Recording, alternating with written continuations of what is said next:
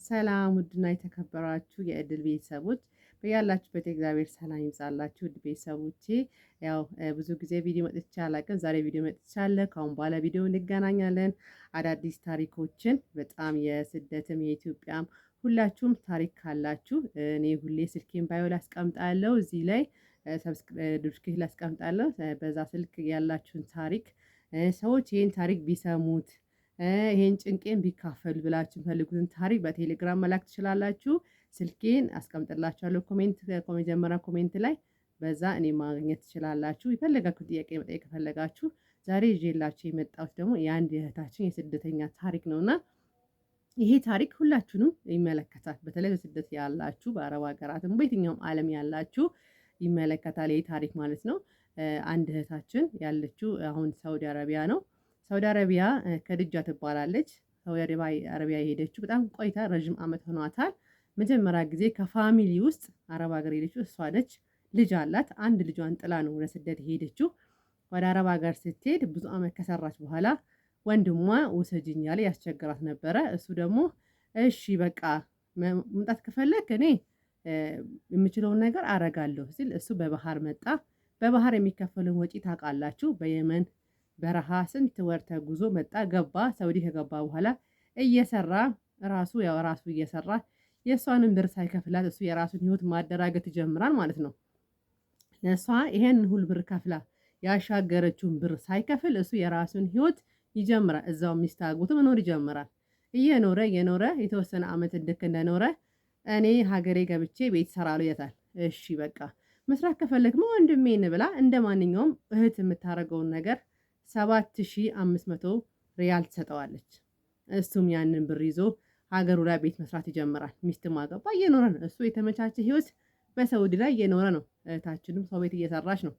ከዛ ወደ ሀገሩ ሲገባ ቤቴን አልጨረስኩም እህቴ ይላል። እህቴ ቤቴን አልጨረስኩም ይላት። እሷም ደግሞ ስንት ብር ፈለክ? 150,000 ድጋሜ ትልክታለች። ያንን አንደኛ የሄደች የባህር ያሻገረችበትን አልከፈላትም። ድጋሜ 7,000 ሪያል አልከፈላትም። ድጋሜ ደግሞ 150,000 ትሰጠዋለች። ያው እሷ ነገ ሰርቶ ይከፍልልኛል፣ ወንድሜ ነው፣ ስጋዬ ነው፣ እኔ እሱን ካረዳ በላይ እየረዳችሁ ነበረ። ከዛ እሱ ምንም ነገር ሳይከፍላት ረዥም ዓመት ጨጭቃ ሲደክማት ዝም አለችው። አሁን ደግሞ ሁለተኛ ወንድሟ ምን ይላታል? እህቴ እዚህ ኢትዮጵያ ውስጥ እኮ ብር ቢቀመጥ ዋጋ የለውም። በእርግጥ ብር ቢቀመጥ ዋጋ የለውም፣ ግን ታማኝ ሰው ያስፈልጋል ብላ በግማሽ ሚሊየን ብር ቦታ ልግዛልሽ ይላል። እሺ ወንድሜ ከሆነ ጥሩ ነው። ልጄም ደግሞ አድጋ 20 ዓመት መልቷታል። አረብ ሀገር ልመጣ ነበረ። አረብ ሀገር ስመጣ አልተሳካላትም። ምክንያቱም አሟት ስላመማት በቃ ለጭንቅላታም ጥሩ ነው ይሄን ቦታ ገዝተህ ሲሻላት ለእሷ ይሆናል ትለዋለች። እሺ በቃ ልጅቷ 20 ዓመት ስለሞላት ኃላፊነትም ይገባታል ወደፊት ነገር ስለሚያስፈልጋት ብላ ቦታው ይገዛል። በማስም በራሱ ስም ይገዛል። ወደፊት እቀይርልሻለሁ በልጅሽም ሆነ በአንቺ ብሎ ከተገዛ በኋላ ግን እሱ ደብዛው ጠፋ። ልጅቷ ተሽሏት አይምሯ ከልቧ ስትሆን ይኸው ወንድሜ ልጄ ደህና ነች፣ ስለዚህ ይሄን ቦታ እንደገዛ ንገራት፣ አሳያት፣ ነግ ዛሬ እያለ ብዙ ወራቶችን ይቆያል። ቦታውን ሳያሳያት ለሳም ምንም ነገር ሳያደርግላት ማለት ነው። ከዛም በኋላ እሷ ጨቀጨቀችው። ሁለቱም ወንድሞቿ ከዷት። በጣም ተሰማት፣ በጣም አዘነች። አስቡ እዚህ ጋር ሰው ቤት ሰርታ ነው እቺ ልጅ እንደ ሰው እንኳን ውጭ አይደለም የምትሰራ፣ ቤቱ ሰርታ ነው አረቤች ጋር አንድ ቀን ሳታርፍ ያጠረቀመችውን ከ1 ሚሊዮን ብር በላይ ሁለት ወንድሞቿ በሏት ማለት ነው። አስቡ እየኖረች እያለ ነገ ዛሬ ይሰጡኛል እያለ በተስፋ ረዥም ዓመት ጠበቀቻቸው። እነሱ ግን ማንም ሰው እህቴ ይሄ ያንቺ ብር ነው ብሎ የመለሰላት። በዛ ላይ ልጇ ደግሞ አደራ ወንድሜ ልጄ አንድ ልጅ ነች ያለችኝ፣ አደራውንም በላ የገዛ ወንድሟ ማለት ነው። ሁለተኛ ደግሞ አሁንም እየሰራች እዛው ሳውዲ ኢጃዛ ቤት የምትኖርበት ቤት ውስጥ አብሮም እዛ ቤት ውስጥ የተወሰነ ብር አጠራቅማ ነበረ። ያ ሰውዬ አሁንም ድጋሜ ያላትን ብር ሌባ ዘረፈ ብሎ ይከለክላታል። አስቡ። አንደኛ ሁላችሁ በስደት ላይ ያላችሁ ሰዎች ብራችሁን በራሳችሁ አካውንት አስቀምጡ። ኢጃዛ ቤትም ይሁን የጋራ ቤትም ይሁን ማንም ሰው ብር ያየ ሰው ወደኋላ አይል። በዚህ ዘመን በተለይ በዚህ ዘመን በጣም ሰይጣን ነው። ትክክለኛ ሰው የለም። እህት ወንድም አጎት የሚባል ነገር በዚህ ዘመን አይሰራም። ድሮ በእርግጥ እህት ወንድም አክስት ወንድም ይታመን ነበር። አሁን ግን ቀርቷል። እባካችሁ ንቁ። አሁን ሳይሆን ሽምግልና ልካለች። ያለውን ነገር አሳውቃቸዋል። ሽምግልና ልካለች። ሽምግልና ልካ ብሬ መልሱ ብላ እየተማጸነች ነው። በእጇ ሰታ በእጇ ሰታ እኮ ነው ይሄንን ብር በእጇ ሰታ እየተማጸነች ነው። ሰው ሀገር ለፍታ አንድ ቀን ሳታርፍ ለምን ይሄ ይፈጸማል? እባካችሁ እህቶቼ፣ እኔ አሁን የምናገረው ነገር ማለት ነው። ዛሬ ትልክ ከፈታችሁ፣ ዛሬ ዱባይ ይሄዳል፣ ዛሬ ቤሩት ይሄዳል፣ ዱባይ የሄዳችሁ ሳውዲ ሄዳችሁ እህቶቼ ይሄንን ቪዲዮ ሼር አድርጉ። ሁሌ በሚዲያ ይነገራል፣ ግን እናንተ ላታዩ ትችላላችሁ። አካውንት በራሳችሁ አውጡ። ቦታ ስትገዙ ደግሞ እራሳችሁ መታችሁ ግዙ። ውክልና ራሱ አሁን በጣም ችግር እያመጣ ነው። በእናታችሁ እኔ የምለምናችሁ ማለት ነው 6 ዓመት ሰርታችሁ አንድ ቀን ኑና ቦታ ግዙና በራሳችሁ ስም ቁጭ አድርጋችሁ ሂዱ። በቃ እናት አባት ልንገራችሁ፣ በእናታቸው ይገዙና ማለት በእናታቸው ይገዙና በኋላ እህት ወንድም ደግሞ ተካፋይ ነን ይላሉ። ይሄም አታርጉ። እናታችሁን ሳታምኑ ቀርታችሁ ሳይሆን በእናታችሁም አታርጉ። በወንድማችሁ በእህታችሁ የሚባል ነገር ቀርቷል። አካውንት በራሳችሁ አውጡ። በቃ ይሄ እዚህ አካውንት ይሄን አመት መስጠቱ በንግድ አካውንትም በንግድ ባንክ ነው ደግሞ ትክክለኛ ንግድ ባንክ ስለ በንግድ ባንክ ይሄ እንኳን ሌላው ነገር ቢፈጠር እንኳን ንግድ ባንክ ትክክለኛ ባንክ ስለ በንግድ ባንክ የሚፈልጉትን ያህል ብር ላኩና በምንም ላኩ ደረሰኙን ያዙና ብራችሁ የትም አይሄድባችሁ። ግን እየሰማን ነው ሶሻል ሚዲያ ላይ በጣም ምናምን ሰው እንኳን ምን እያደረገ ያለ በሶሻል ሚዲያ ላይ እኔ ስራ እሰራለሁ። የሼር ስራ የሚባል ነገር የለም። የሼር ስራ የሚባል ነገር የለም። ሰው በገንዘብ ጨክኗል። ራሳችሁን ጠብቁ። በጣም አሁን እቺ ልጅ አስቡ፣ ቢያንስ ከ10 ምናምን ዓመት በላይ ስደት ላይ ነው ያለችው። ግን አንድ ብር የላት። ወንድሟን ወስዳ ሚስት ትጀመር ንገራችሁ። አንድ ወንድም ሚስት ካለ ለምን እንደምትረዱት ንገሩኝ። በኮሜንት ላይ ጻፉልኝ።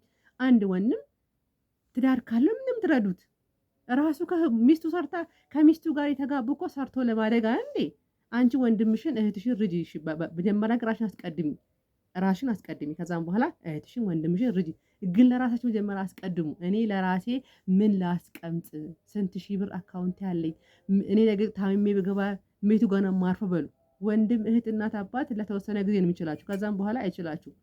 አሁን ይሄ የምናገረው አዲስ አረብ ሀገር ሊሄዳችሁ ነው። ይሄን ነገር ማስተላለፍ አዲስ ዛሬ ነገ ይሄዳችሁ ማለት ነው። እኛ በእኛ ጊዜ እኛ ተሸውደናል። ኦኬ በቃ ይሄ በእኛ ይብቃ። አሁን ግን ለምትሄዱት ዛሬ ነገ በራሳችሁ አካውንት ቤት ሲገዙ በራሳችሁ ቦታ ሲገዙ በራሳችሁ ህጋዊ የሆነ አጣርታ። አሁን ደግሞ ህገወጥ የሚባል ነገር የለም። በቃ ህገወጥ እንዳገዙ በእኛ ጊዜ ይብቃ። ህጋዊ ይሁን። ለምን 200 ካሬ አንድ ካሬ አትሆንም? ህጋዊ ካርታ ያለውን ቦታ ግዙ፣ ወይ ደግሞ ኮንዶሚኒየም ቆጥቡ። በቃ የተለያየ ነገሮችን ህጋዊ ነገር ብቻ ላይ ፎከስ አድርጉ። ለምን እኛ በማናቅበት የተበላን ሰዎች ይበቃል። እኛ ተበልተናል። አዎ ብዙዎችን ተበልተናል። ጓደኞቼ፣ እህቶቼ በኔ ጋር እኔ ራሴ ፈርሶብኛል። ህገወጥ ገዝቼ ፈርሶብኛል። ይኸው ተከራይቼ የምትኖርበት ተከራይቼ የምኖረው በቃ ያንን ቤት ፈርሶብኝ ተከራይቼ ነው የምኖረው። ምክንያቱም እኔ ሀሳቤ ያንን ቤት አሳድሼ ለመኖር ነበር ስመጣ የዛሬ 2 ዓመት ከምናምን በፊት ማለት ነው። አሁን ግን እኔ ቤት የለኝም። አረብ ሀገር ሰርቼ የሰራሁት ቤት ፈርሷል። ስለዚህ እናንተ እንዳያጋጥማችሁ ስገዙ ህጋዊ ይሁን። ሁለተኛ በራሳችሁ ለቤተሰብ ብር አትላኩ። ከታመመ እናትሽ የምትበላው የምጠጣ ካጠች ላኪላት። ይሄ አይጎዳሽም። የህክምና አይጎዳችሁም። ግን በየቀኑ በየወሩ የምትልኩ ነገር ግን እናንተ እዚህ መታችሁ መጨረሻችሁ አያምርም። ስለዚህ እባካችሁ እህቶቼ፣ ወንድሞችም አልምትበሉና ለሰውም አትላኩ። ወንድም እህት መታመን ቀርቷል። ልንገራችሁ፣ በፍጹም እንዳታምኑ። በቃ የፈለገ ነገር ይበል። የሚመለስ ብር የሚባል ነገር የማይመለስ ብር ስጡ። ብድር አሁን ስንት ሰው እየሰማን ነው። እህቴ በላችን፣ ለጓደኛ ብር አታበድሩ። በቃ ሊሞት ከሆነ ነፍስ ነው ለህክምና አበድሩ። ከዛ ለበዚያ ግን ይሄ ቤት ልሰራ ነው፣ ይሄ ሱቅ ልከፍት ነው፣ በገዛ ብራችሁ በገዛ እጃችሁ የሰጣችሁ ብር ማለት ነው ልመና ነው የምትሄዱት። እና እባካችሁ ራሳችሁን ጠብቁ። የሚቀጥለውን ደግሞ የከድጃን መልስ ነግራችኋለሁ። የሚቀጥለው ቪዲዮ ላይ ያለውን ሀሳብ ካልሆነ በህግ እንደሚጠይቋት ሰው ሁሉ በህግ ይጠይቃሉ። ለምን ደረሰኝ አላት። ይሄን ሁሉ ከ1 ሚሊዮን በላይ የሰጠች ወንድሞቿ ደረሰኝ አላት። እና እናንተም ደግሞ ደረሰኝ አስቀምጡ። በህግም ሄደን ያለውን ነገር የከድጃን ነገር አሳውቃችኋለሁ። እባካችሁ እህቶቼ ደጋግሜ የምለው ነገር ምንድነው? ብር በራሳችሁ ያዙ፣ ለሰው አትላኩ። ታማኝነት ሰውን ውደድ እንጂ አትመን ይላል ቃሉ ራሱና ሰው ውደዱ እንጂ አትመኑ። ቤተሰቦቼ ሰብስክራይብ፣ ሼር፣ ላይክ አድርጉ። ውድ ቤተሰቦቼ ወዳቸዋለሁ፣ አከብራቸዋለሁ። ያው እኔ እህታችሁ ይህን ቪዲዮ በየቀኑ የተለያየ የህይወት ታሪክ ማመጣላችኋለሁ። እናንተ ሀሳብ አስተያየት በኮሜንት ላይ አስቀምጡልኝ። ሰላማችሁ ይብዛልኝ። ወዳችኋለሁ፣ አከብራችኋለሁ። ቸር ሰንብቱልኝ።